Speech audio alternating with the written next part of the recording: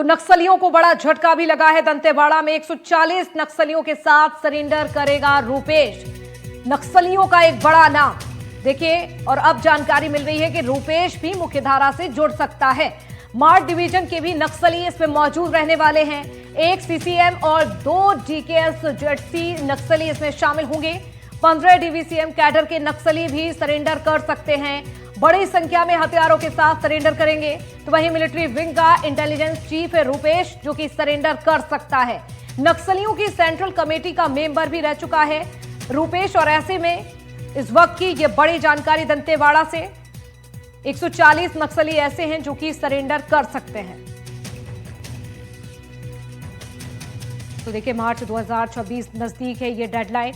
खुद केंद्रीय गृह मंत्री लगातार दौरे कर रहे हैं छत्तीसगढ़ के। बार बार नसीहत दी जा रही है तमाम नक्सलियों को कि अभी भी एक विकल्प है, मुख्य धारा से जुड़े, और जो नहीं जुड़ रहे हैं उन्हें ढेर किया जा रहा है। फिलहाल ये बड़ी जानकारी, रूपेश भी कर सकता है सरेंडर। तो बीजापुर पहुंच रहे हैं 130 से ज्यादा नक्सली। इंद्रावती नदी पार करते हुए नजर आए हैं ये तमाम नक्सली। आपको बता दें, नक्सली लीडर रूपेश के साथ सरेंडर करेंगे ये तमाम नक्सली जो कि यहां से जाते हुए नजर आए।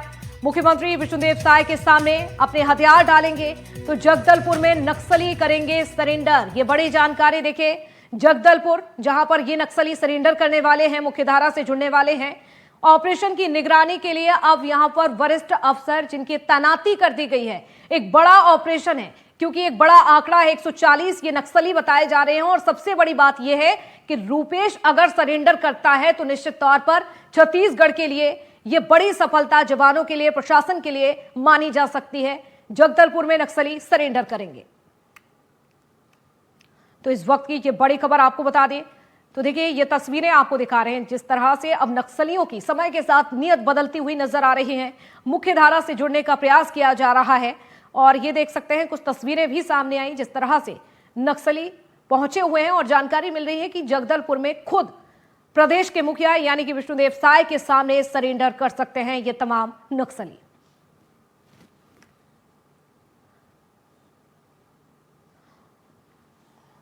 तो देखिए, इस ऑपरेशन में लगातार छत्तीसगढ़ में सफलताएं मिल रही हैं। और नक्सल सरेंडर पर गृह मंत्री विजय शर्मा का भी एक बयान सामने आया है। सरेंडर करने वाले नक्सलियों का स्वागत किया जाएगा। उन्होंने ये कहा, लाल कालीन बिछाकर स्वागत करने के लिए सरकार तैयार है। सभी नक्सली मुख्यधारा में वापस लौटे। बस्तर की जनता लाल आतंक नहीं चाहती। तो रूपेश समेत नक्सली सरेंडर पर बोले हैं डिप्टी सीएम विजय शर्मा। उनकी ओर से यह बयान कि अभी भी जो नक्सली आना चाहते हैं, मुख्यधारा से जुड़ना चाहते हैं, उनका स्वागत है। जगदलपुर में ही आज देखिए, यहां पर समर्पण की घोषणा की जा रही है। तो सीएम साय की मौजूदगी में सरेंडर किया जाएगा। रूपेश भी कर सकता है सरेंडर। सरेंडर से पहले पुलिस महकमे की अब तैयारियां भी यहां पर जोरों पर चल रही हैं। जिस तरह से रूपेश के साथ 140 ये नक्सली बताए जा रहे हैं जो कि सरेंडर कर सकते हैं। और देखिए, लाल आतंक किस तरह से अब छत्तीसगढ़ में कमजोर नजर आ रहा है। पुनर्वास करने वाले जितने भी नक्सली हैं जो पुनर्वास करते हैं, उनका लाल कालीन बिछाकर स्वागत किया जाना ये निर्धारित है। और लाल कालीन बिछाकर ही हम उनका स्वागत कर रहे हैं। आज के दिनांक पर भी काफ़ी बड़ी संख्या में लोग जो सशस्त्र नक्सली हुआ करते थे वो मुख्य धारा में आ रहे हैं। इसमें काफ़ी लोग हैं। तो डिप्टी सीएम विजय शर्मा की ओर से ये कहा गया है कि जो नक्सली आना चाहते हैं उनका स्वागत किया जाएगा। एक दिन पहले आपने देखा कि कैसे बड़े नक्सली सोनू दादा ने महाराष्ट्र में अपने हथियार डाल दिए। तो वहीं अब खबर है कि एक और सीसी मेंबर रूपेश अपने साथियों के साथ छत्तीसगढ़ में सरेंडर कर सकता है। डिप्टी सीएम अरुण साव ने यह पूरी जानकारी दी और बताया कि सुरक्षा बलों के पराक्रम का ही असर देखा जा रहा है कि अब जो बड़े नक्सली नेता हैं वो भी सरेंडर करने लगे हैं। छत्तीसगढ़ का ही सवाल करूं कि छत्तीसगढ़ में नक्सलियों ने जिस गति से सरेंडर किया है वो इससे पहले कभी नहीं हुआ। ऐसा क्या बदल गया? जिस प्रकार से हमारे सुरक्षा बल के जवान दुर्गम इलाकों में भी जाकर नक्सलियों के खिलाफ अभियान कर रहे हैं, नक्सल संगठन के बड़े बड़े नेता या तो न्यूट्रलाइज हो रहे हैं या सरेंडर कर रहे हैं। और अभी इवन देश के गृह मंत्री अमित शाह जी के घोषणा के बाद कि हम बरसात में भी ऑपरेशन करेंगे, बरसात में भी ऑपरेशन चला और प्रधानमंत्री माननीय नरेंद्र मोदी जी के विजन को लेकर जिस प्रकार से आज काम हो रहा है, निश्चित रूप से आने वाले समय में बस्तर नक्सल मुक्त होगा, बस्तर में खुशहाली और तरक्की आएगी। हमसे बात करने के लिए तो एक और जहां पर नक्सल मुक्त हो रहा है छत्तीसगढ़, तो वहीं उसका असर बिहार में भी दिख रहा है। कैमरा पर्सन सचिन गुप्ता के साथ मनोज्ञा लोईवाल, पटना, एनडीटीवी इंडिया के लिए। तो डिप्टी सीएम अरुण साव की ओर से ये जानकारी दी गई है कि किस तरह से छत्तीसगढ़ में अब नक्सलवाद धीरे धीरे कम होता हुआ नजर आ रहा है। चलिए और ज्यादा जानकारी के लिए जुड़ेंगे पंकज सिंह भदौरिया, हमारे साथ संवाददाता जुड़ चुके हैं। पंकज, सालों की समस्या, सबसे बड़ी समस्या छत्तीसगढ़ की नक्सलवाद, अब लेकिन धीरे धीरे ये नक्सलवाद कमजोर होता हुआ नजर आ रहा है। डेडलाइन भी नजदीक है मार्च 2026 की। बार बार केंद्रीय गृह मंत्री भी लगातार दौरे कर रहे हैं, नजर बनाकर रखे हैं। लेकिन अभी अगर सबसे बड़ी सफलता की बात की जाए वो रूपेश को लेकर है और उसके और दूसरे साथियों को लेकर है, जो 140 का आंकड़ा बताया जा रहा है। कब तक सरेंडर कर सकते हैं? अभी फिलहाल आपके पास क्या अपडेट है इसको लेकर? देखिए साक्षी, अपने दर्शकों को हम अपडेट कर दें कि यह सबसे बड़ा नक्सलवाद के इतिहास में समर्पण कहलाएगा, क्योंकि इसमें 140 नक्सली एक साथ सीधे सरेंडर करेंगे। इसमें रूपेश के साथ में रणनीता भी सरेंडर करने के लिए पहुंच रही है। अबूझमाड़ के इलाके से तस्वीरें निकल के आई हैं कि अत्याधुनिक हथियार AK-47, कार्बाइन, SLR और ऐसे बड़े हथियारों के साथ नक्सली सीधे समर्पण करने के लिए उस इलाके से निकल रहे हैं। उसमें से 15 DVCM रैंक के नक्सली हैं, जिनमें सरकार की रणनीति के तहत 5 लाख रुपए का इनाम होता है। SZC कैडर के 2 नक्सली हैं, जिसमें 25-25 लाख का इनाम होता है। CC मेंबर यानी कि जो रुपये थे उनमें लगभग 1 करोड़ रुपए का इनाम था। 70 के दशक से ये जो नक्सलवाद चला आ रहा था, जो कि एक नासूर बन गया था, चाहे छत्तीसगढ़ हो, महाराष्ट्र का इलाका हो, आंध्र प्रदेश का बॉर्डर का क्षेत्र हो, यहाँ तक कि उड़ीसा के बॉर्डर के क्षेत्र में पूरे कॉरिडोर में एक अपना लाल पट्टी बना के रखे थे।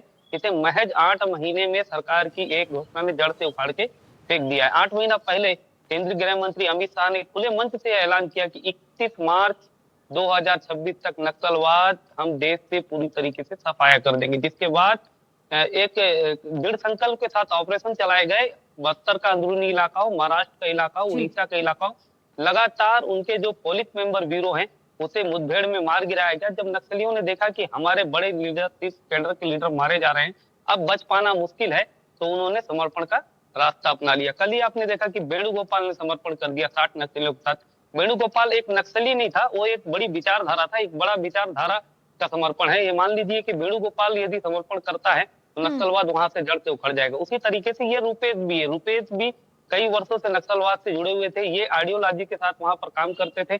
कई इनकी विचारधारा पूरे नीचे तक फैलाई जाती थी, जिसके बाद नक्सलवाद चारों ओर पनपता था। जब ऊपर नीचे से जड़ ही कट जाएगी तो पेड़ कहाँ से बचेगा? सारा का सारा धराशायी हो जाएगा। इसी तरीके से ये पहला समर्पण नहीं है। अब आप देखना लगातार इसी तरीके से और समर्पणों की संख्या बिल्कुल, यानी कि आने वाले दिनों में भी ये तमाम नक्सली जो है समर्पण कर सकते हैं, सरेंडर कर सकते हैं।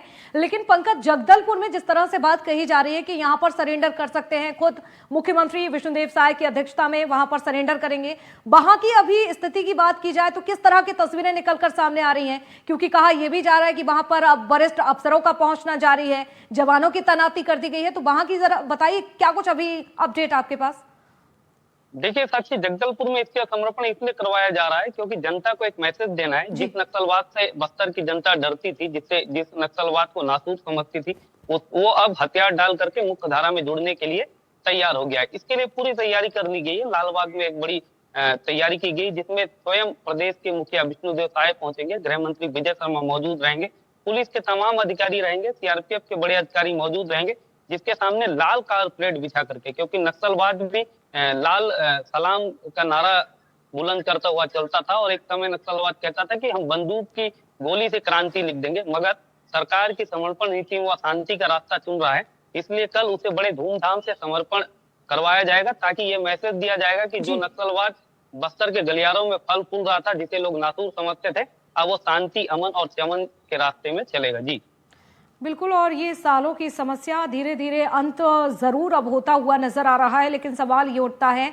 कि जो सालों में नहीं हो पाया, क्या वो वाकई में मार्च 2026 से पहले हो जाएगा या फिर नहीं हो जाएगा? कितने नक्सली अभी ऐसे हैं जो कि एक्टिव हैं?